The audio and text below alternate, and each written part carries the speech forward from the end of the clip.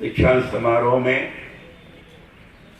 उपस्थित राजस्थान सरकार के उच्च शिक्षा मंत्री आदरणीय भंवर सिंह भाटी जी, मंच पर विराजित इस विश्वविद्यालय के कुलपति आदरणीय कोठारी जी, यहाँ आए हुए कौशल विकास विश्वविद्यालय के कुलपति, पत्रकारिता विश्वविद्यालय के कुलपति और रामानंदाचार्य संस्कृत विश्वविद्यालय की कुलपति तथा अन्य लोग भी आए होंगे ऐसा मैं समझता हूँ। बंधुगण, सिंडिकेट, सीनेट व शैक्षणिक परिषद के माननीय सदस्यगण, आमंत्रित अतिथिगण, विभिन्न संकायों के अधिष्ठातागण, निदेशकगण, शिक्षकगण, विद्यार्थियों, उनके अभिभावकगण, भाइयों बहनों, पत्रकार मित्रों, छायाकार बंधुओं, राजस्थान विश्वविद्यालय अत्यंत पुराना विश्वविद्यालय है। 1947 में स्थापित किया हुआ विश्वविद्यालय है। अगर मैं कहूं कि आजादी के पहले का विश्वविद्यालय है तो अतिशयोक्ति नहीं होगी। 8 जनवरी स्थापना दिवस मनाने जा रहे हैं और इसलिए इतने पुराने विश्वविद्यालय में 29वां दीक्षांत समारोह में आकर मैं स्वयं अपने को अत्यधिक गौरवान्वित अनुभव कर रहा हूं।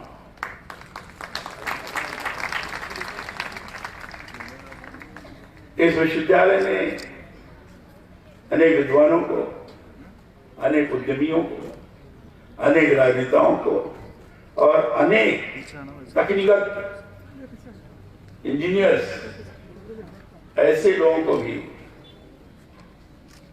यहां से देश हित की दृष्टि से प्रस्तुत किया है। और इसलिए इस विश्वविद्यालय को तो मैं पहले हृदय से यहाँ के पूर्व के कुलपतियों को, वर्तमान कुलपतियों को, वहाँ के शिक्षकगण को, जिन्होंने इस विद्यालय का नाम रोशन करने में अपनी महत्वपूर्ण भूमिका का निर्वाह किया है, इनको बधाई देता हूं। मैं इधर कई विश्वविद्यालयों में गया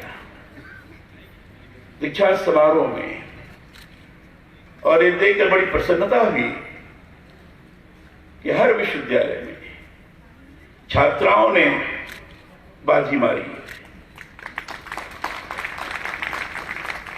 मैंने हिसाब लगाया समझने का, 75% से ज्यादा छात्राओं ने गोल्ड मेडल प्राप्त किया है।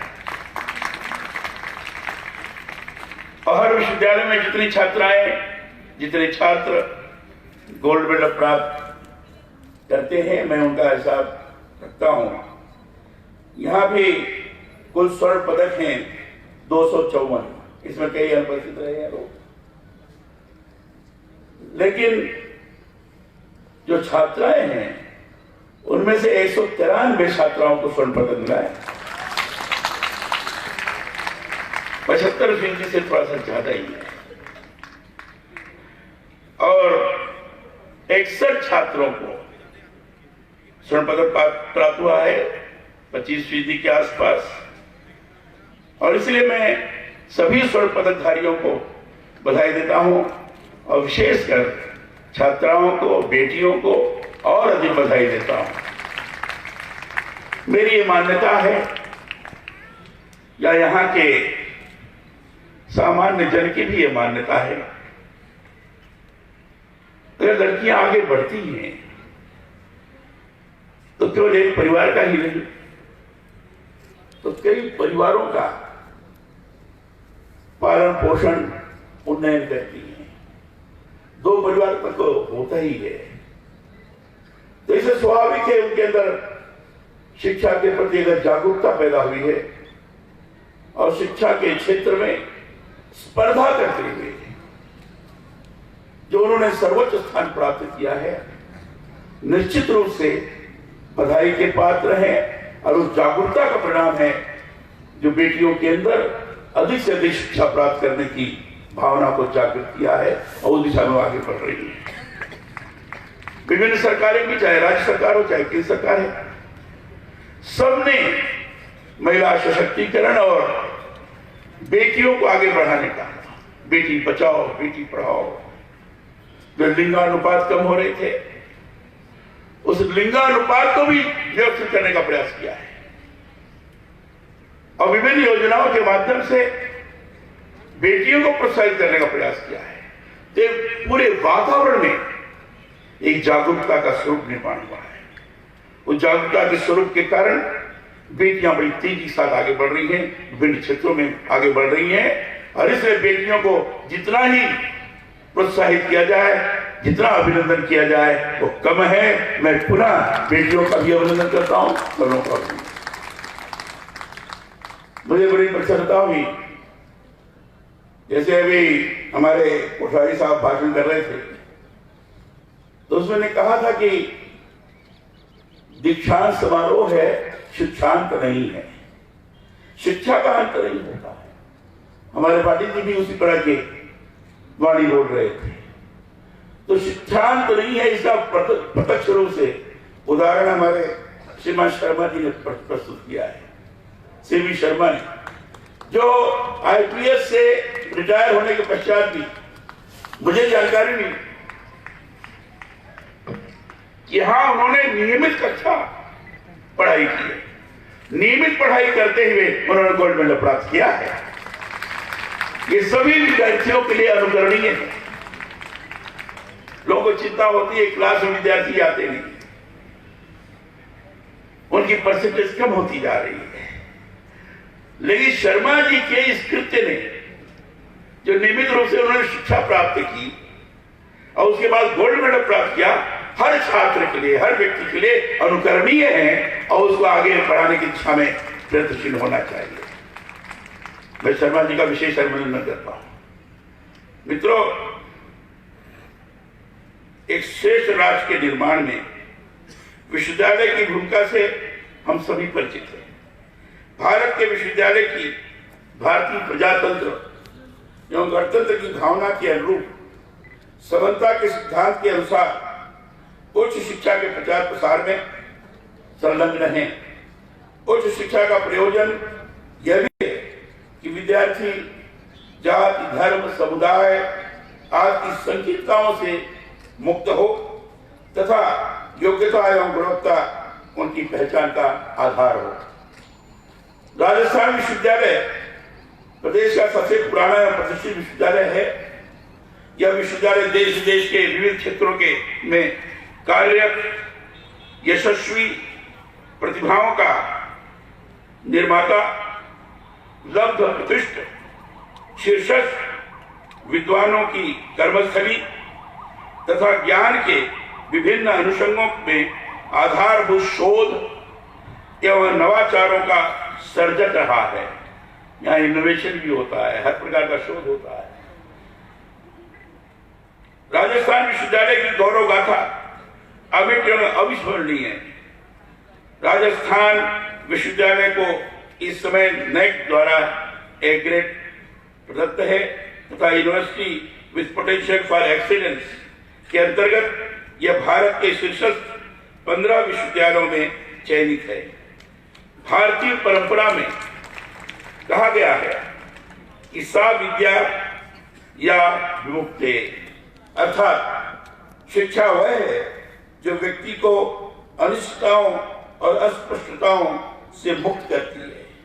पंडित दीनदयाल उपाध्याय ने कहा था कि सभी का शिक्षित होना समाज के हित में है। मानवीय ज्ञान सार्वजनिक संपत्ति है। भारत जिन समस्याओं का सामना कर रहा है उसका मूल कारण इसकी राष्ट्रीय पहचान की उपेक्षा है। श्री उपाध्याय ने कहा था कि जरूरी है कि हम अपनी राष्ट्रीय पहचान के बारे में सोचें। इसके बिना आजादी का कोई अर्थ नहीं है। सम्यक शिक्षा के माध्यम से हम अपनी राष्ट्रीय पहचान में प्रतिष्ठित हो सकते हैं। शिक्षा एक निवेश है।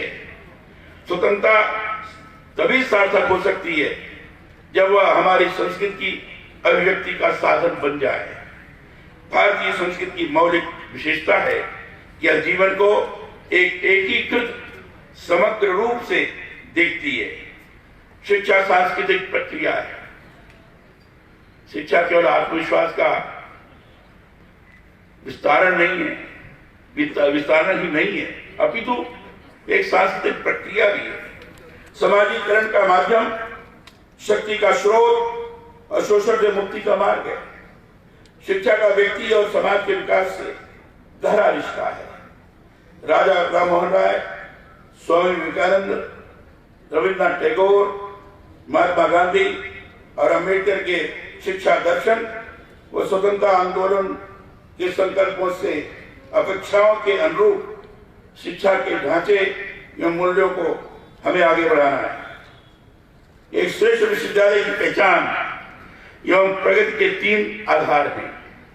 प्रथम, गुणवत्तायुक्त, नवोन्मेषी और उपयोगी शोध कार्य, ये 3 महत्वपूर्ण चीजें हैं।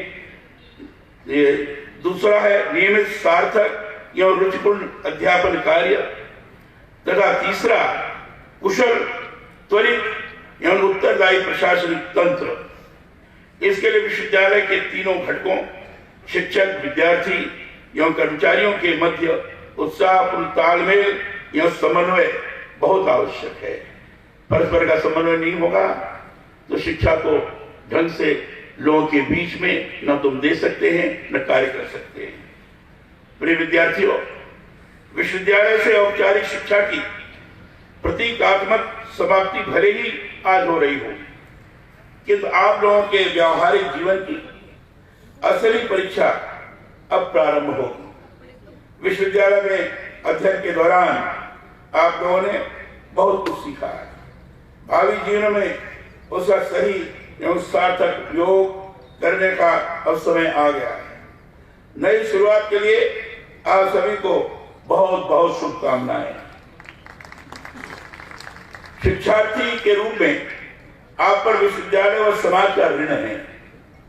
आप अपने जीवन को निष्ठावान एवं ईमानदार बनाएं, उत्तरदायी एवं सुसंस्कृत नागरिक के रूप में राष्ट्र की सेवा करें। शिक्षा संस्थान विद्यार्थियों के व्यक्तित्व निर्माण के प्रमुख केंद्र होते हैं।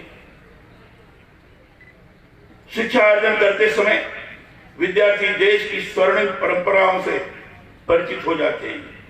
भविष्य की रूपरेखा तय करने का बोध भी विकसित हो जाता है। मुझे प्रसन्नता है कि राजस्थान विश्वविद्यालय के विद्यार्थियों ने साहित्य, विज्ञान, राजनीति, रंगमंच, खेल, प्रशासन आदि अनेक क्षेत्रों में परिश्रम और दक्षता से अपनी प्रतिभा की पहचान देश विदेश में बनाई है। विभिन्न परीक्षाओं में सर्वोच्च अंक प्राप्त कर स्वर्ण पदक प्राप्त करने वाले विद्यार्थियों को मैं बहुत बहुत बधाई देता हूं। मेरी शुभकामना है कि वे इसी प्रकार सफलता एवं प्रगति के पथ पर अग्रसर होते रहें। मुझे प्रसन्नता है कि विश्वविद्यालय की अनेक परीक्षाओं में छात्राओं ने उत्कृष्ट बनकर नारी शक्ति एवं प्रतिभा का गौरवपूर्ण प्रदर्शन किया है। सम्माननीय शिक्षकों, प्रतियोगिता और प्रतिस्पर्धा के इस दौर में वैश्विक चुनौतियों का सामना करने की क्षमता नई पीढ़ी में विकसित करनी होगी। इसके लिए विश्वविद्यालयों को अपने पाठ्यक्रमों को समयानुकूल, उपयोगी और अद्यतन बनाना होगा। मैंने विशेष की जो मीटिंग ली थी उसमें मैंने इस बात पर ज्यादा जोर दिया है। कौशल उन्मुख पाठ्यक्रम भी शुरू करने होंगे जो विद्यार्थी के को जीवन में सफल बना सके। जबकि यहाँ कौशल विश्वविद्यालय के बीसी हैं, ये कौशल स्किल डेवलपमेंट संबंधित ट्रेनिंग तो दे रहे होंगे, लेकिन सभी विश्वविद्यालयों में स्किल डेवलपमेंट संबंधित पर्यावरण का निर्माण करना पड़ेगा। विद्यार्थियों को उचित परिवेश उपलब्ध कराए जाने की आज आवश्यकता है। ऐसे शोध व अनुसंधान में हमारे युवा अंतर्राष्ट्रीय स्तर पर कीर्तिमान स्थापित कर सकेंगे। विश्वविद्यालयों में संचालित शोध गतिविधियां छात्र की आलोचनात्मक एवं विश्लेषणात्मक क्षमता को विकसित करने का साधन होती हैं। हमें शोध को एकेडमिक गुणवत्ता एवं सामाजिक उपयोगिता दोनों दृष्टियों से प्रभावी बनाना पड़ेगा। आज इस अवसर पर मैं शिक्षकों से एक बात और कहना चाहता हूं कि विश्वविद्यालय जैसे शिक्षा रूपी रथ में आप लोगों की भूमिका सारथी की भांति होती है। शिक्षक के आचरण व्यवहार का प्रभाव विद्यार्थी पर पड़ता है। शिक्षकों का अपने विद्यार्थियों के साथ जीवंत संबंध होना चाहिए। शिक्षक केवल पाठ्यक्रम के शिक्षक मात्र न बने, बल्कि वह राष्ट्र के भावी रूपांतरण और राष्ट्र निर्माण के शिल्पकार की भूमिका भी निभाए। एक सुंदर दृष्टिकोण को रूपांतरित करने के लिए जब सभी लोग अभियान की तरह कार्य करते हैं तो प्रगति एवं उत्कर्ष का मार्ग शीघ्र प्रशस्त होता है। कक्षा से कल्याण अभियान के अंतर्गत यह सुनिश्चित किया गया कि न केवल कक्षाओं में नियमित अध्यापन हो, बल्कि कक्षाओं में विद्यार्थियों की अधिकतम भागीदारी हो तथा शिक्षकों एवं विद्यार्थियों के मध्य गुणवत्तापूर्ण संवाद भी हो। मित्रों, 26 नवंबर को पूरे देश में 70वां संविधान दिवस मनाया गया। आपको बताना चाहता हूं कि संविधान हमारा मार्गदर्शक है, हमारा मूल ग्रंथ है। संविधान की प्रस्तावना में राष्ट्र की मूल भावना का उल्लेख है। संविधान ने हमें मौलिक अधिकार दिए हैं। संविधान के अनुच्छेद 51 क में हमारे द्वारा किए जाने वाले कर्तव्यों को भी परिभाषित किया गया है। मौलिक अधिकार और कर्तव्य यह दोनों ही संविधान के प्रमुख स्तंभ हैं। मौलिक अधिकारों की तो हम बात करते हैं, लेकिन आवश्यकता है कि हम हमारे मूल कर्तव्यों को जानें, समझें और उनके अनुरूप ही अपना कार्य और व्यवहार करें। आप लोग युवा हैं, राष्ट्र निर्माण में आपको महत्वपूर्ण भूमिका निभानी है। इसलिए संविधान में प्रदत्त मूल कर्तव्यों को आप लोग आचरण व्यवहार में लाकर आगे बढ़ें। इसको बड़ी गंभीरता से विचार करना पड़ेगा और मूल कर्तव्यों को आचरण व्यवहार में लाकर अगर हम चलते हैं तो हम कह सकते हैं कि सही माने में हमने संविधान में प्रदत्त जो हमारे कर्तव्य और उसके बड़े अधिकार की बात की गई है, उस सही माने में हम चरितार्थ कर रहे हैं, एक व्यवहारिक स्वरूप प्रदान कर रहे हैं। अगर ये शुरू हो जाएगा तो एक सकारात्मक वातावरण का जबरदस्त निर्माण होगा और भारत की रचनात्मक युवा शक्ति का उपयोग इस ढंग से किया जा सकता है जो विश्व को मार्गदर्शन करने में सक्षम हो सकेगा, ऐसा मैं कह सकता हूं। इसलिए इसका बड़ी गंभीरता से पालन होना चाहिए। आप लोग, यदि हम सभी ने ऐसा प्रयास किया तो निश्चित तौर पर भारत देश को आगे बढ़ाने में और स्वयं के जीवन को भी प्रोन्नत करने में ये कदम बेहतरीन होगा। सामान्य जन को संविधान की जानकारी होना आवश्यक है। राष्ट्रीय एकता, अखंडता और सामाजिक समरसता के लिए कर्तव्यों का निर्वहन करना होगा। मैं चाहता हूं कि विश्वविद्यालयों में युवाओं को मूल कर्तव्यों का ज्ञान कराने के लिए अभियान चलाया जाए। देश की युवा पीढ़ी को मूल कर्तव्यों के बारे में बताया जाना आवश्यक है। संविधान के अनुच्छेद 51 क पर विचार विमर्श करने के लिए गोष्ठियां और सेमिनार आयोजित की जाए। विश्वविद्यालय इसके लिए एक प्रमुख केंद्र बन सकता है। इसमें मॉक पार्लियामेंट की भी आयोजना की जा सकती है, इस पर चर्चा की जा सकती है। संविधान निर्माताओं ने क्या सोचकर इन सारी बातों को प्रस्तुत किया है, इस पर भी चर्चा की जा सकती है और उसको सकारात्मक तौर पर, क्योंकि संविधान हमारा मार्गदर्शक है, हमारा मूल ग्रंथ है, हमारा रामायण है, हमारा कुरान है, हमारा बाइबल है, यही सब कुछ है। यही संविधान के माध्यम से ही लोकतंत्र की प्रक्रिया को हम सर्वाधिक आगे बढ़ा सकते हैं और स्वस्थ लोकतंत्र की प्रक्रिया लोगों की अनुभूत करानी है, महसूस करानी है।